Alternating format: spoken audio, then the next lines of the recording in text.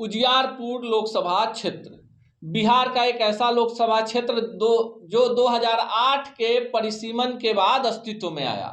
2009 में पहली बार चुनाव हुए और यहां से जदयू की अश्वमेघ देवी पहली सांसद बनने में सफल हुई। पहले लोकसभा चुनाव यानी 2009 में जदयू की अश्वमेघ देवी ने इस सीट से राजद के उम्मीदवार आलोक मेहता को 25,000 मतों से मात दे दी। नमस्कार, मेरा नाम अनूप नारायण सिंह है। आप बिहार टॉक के डिजिटल प्लेटफॉर्म को देख रहे हैं। हम अपने खास कार्यक्रम में आज आपको बिहार के एक ऐसी लोकसभा सीट की कहानी बताने जा रहे हैं जो वर्ष 2008 में नए परिसीमन के बाद अस्तित्व में आया। ये सीट समस्तीपुर और हाजीपुर जिले के मध्य में अवस्थित है और इस सीट का नामकरण उजियारपुर विधानसभा के नाम पर उजियारपुर किया गया है। उजियारपुर से पहली सांसद बनी जदयू की अश्वमेघ देवी और पहले ही चुनाव में उन्होंने राजद के आलोक कुमार मेहता को 25,000 मतों से हरा दिया। फिर दूसरे चुनाव में यानी 2014 में यहां से भाजपा के नित्यानंद राय सांसद बने और उन्होंने अपने निकटवर्ती प्रतिद्वंदी आलोक कुमार मेहता को ही एक बड़े अंतर से मात दी। 2014 और 2009 में अंतर यह था कि 2014 में मोदी लहर थी और इस मोदी लहर में बड़े बड़े दिग्गज मैदान से गायब हो गए, यानी भाजपा के जो उम्मीदवार थे उनको बल मिला। लेकिन 2019 आते आते कहानी बदल चुकी थी। 2019 में उजियारपुर लोकसभा सीट से नित्यानंद राय ही भाजपा के प्रत्याशी बने और उन्हें जदयू का समर्थन था, जबकि 2014 में जदयू अकेले चुनाव लड़ रही थी और भाजपा के साथ उपेंद्र कुशवाहा थे। लेकिन 2019 में जदयू भाजपा के साथ थी और उपेंद्र कुशवाहा जो थे वो राजद के साथ थे और उजियारपुर से चुनाव लड़ रहे थे। उजियारपुर के जातीय गणित की बात कर ले तो यहाँ पर नंबर 1 की पोजीशन में यादव मतदाता हैं और उनके आसपास ही कुशवाहा मतदाता हैं। लेकिन जो दलित जातियां हैं, जो पिछड़ी जातियां हैं, उनकी गोलबंदी यहाँ हार जीत का अंतर तय कर सकती है।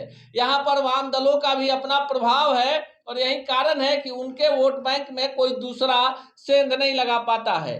तो 2019 की बात कर ले तो 2019 में भाजपा के नित्यानंद राय ने इस सीट से लगभग 3 लाख मतों के अंतर से उपेंद्र कुशवाहा को हरा दिया।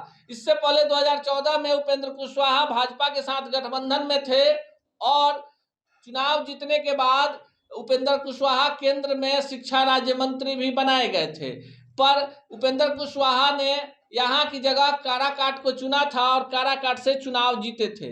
लेकिन 2019 में उपेंद्र कुशवाहा एनडीए से अलग हो चुके थे और महागठबंधन के साथ थे। उनकी अपनी पार्टी थी राष्ट्रीय लोक समता पार्टी और उसी के बैनर तले वे चुनाव लड़ रहे थे।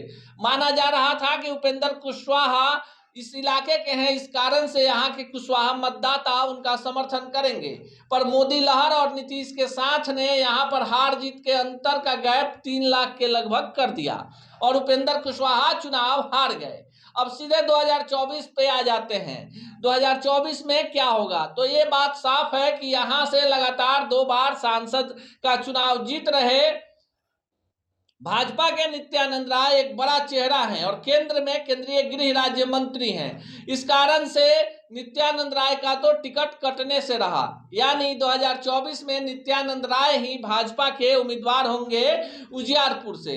अब उनके खिलाफ कौन होगा? क्योंकि उपेंद्र कुशवाहा इस बार पुनः भाजपा के गठबंधन यानी एनडीए में शामिल हो गए हैं। तो जो उपेंद्र कुशवाहा पिछले 2019 के लोकसभा चुनाव में नित्यानंद राय का विरोध कर रहे थे, इस बार उजियारपुर में कुशवाहा मतदाताओं के बीच जाकर नित्यानंद राय के लिए वोट मांगेंगे।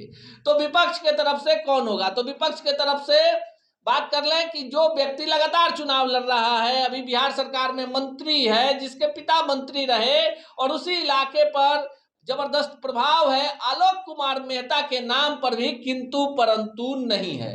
अब प्लस पॉइंट आरजेडी के लिए यह है कि जदयू का साथ है तो दूसरी तरफ वाम दल भी इस बार राजद के साथ नजर आएंगे, यानी INDIA का जो महागठबंधन बना है उसमें ये तमाम दल शामिल हैं, तो उनके वोटों का भी ध्रुवीकरण होगा। ऐसे में नित्यानंद राय को आलोक मेहता इस बार कड़ी टक्कर दे सकते हैं।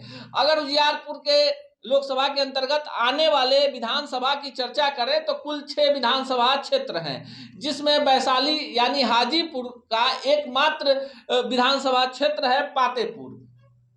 बाकी जो 5 विधानसभा क्षेत्र हैं उजियारपुर, मोरवा, सरायरंजन, मोहद्दीनगर और विभूतिपुर, ये जो 5 विधानसभा क्षेत्र हैं ये समस्तीपुर जिले के हैं। 2020 के बिहार विधानसभा चुनाव में इन 6 सीटों में से 1 सीट भाजपा के खाते में गई थी, जबकि 3 सीटों पर राजद के उम्मीदवार विजयी हुए थे। 1 सीट जदयू और 1 सीट सीपीआई के खाते में गई थी।